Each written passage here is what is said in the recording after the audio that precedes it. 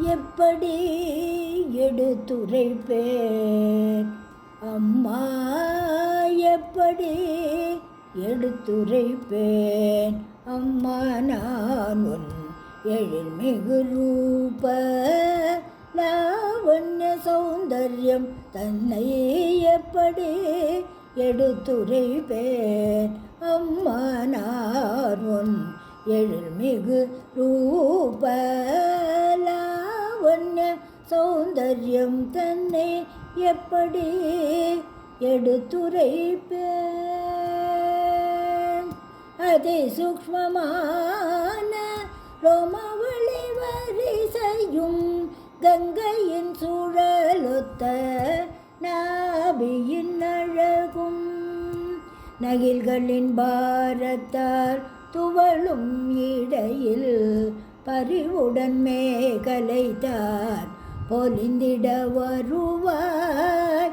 துதிப்பவர் துயர் தன்னை களைந்திட விரைவினில் வந்தருள் திருப்பாத மகிமையை தாய நான் எப்படி எடுத்துரைப்பேன். பரந்த அங்குள் கொண்டவளே தாயே, அதில் முப்பட்டை போல் விளங்கும் வயிற்றினளே, பதிக்கு வணக்கம் செய்யும் பழக்கத்தால் உண்டிரு கால்கள் கரியில் துதிக்கையை ஒத்திடுமே.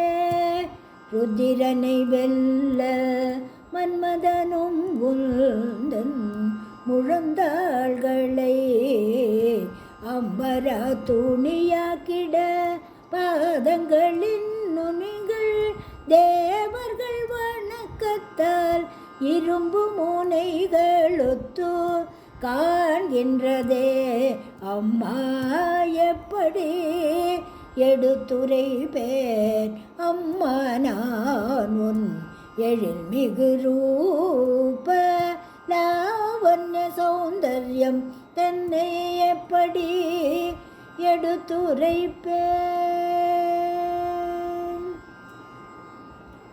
வேத உபநிடதம் தன் தலையணியாக கொண்ட உன் திருவடி என் தலைமேல் வைத்தருள்வாயே. வேத உபநிடதம் தன் தலையணியாக கொண்ட உன் திருவடி என் தலைமேல் வைத்தருள்வாயே. உன் பத்யத்தின் நீரும் சிவன் சடை கங்கை உன் பாதத்தின் பூச்சோ செஞ்சுடர் மாணிக்கம். வேத உபநிடதம் தன் தலையணியாக கொண்ட உன் திருவடி என் தலைமேல் வைத்தருள்வாயே. செம்பஞ்சு குழம்போடன் ஒளியுடன் இனிதாய் விளங்கிடும் பதமே சரணடைந்தேன்.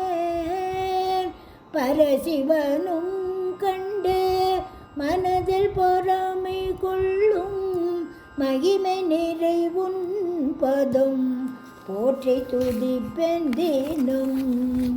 பிரளயத்தின் கோபத்தால் வணங்கிய ஐயனில் நெற்றியில் உன் பாதம் பட்டிடவே கொண்ட பகையை தீர்க்க மன்மதனும் உன் பாத சிலம்புகளால் ஜெயகோஷம் எழுப்பிட. வேத உபநிடதம் தன் தலையடியாக கொண்ட உன் திருவடி என் தலைமேல் வைத்தருள்வாயே.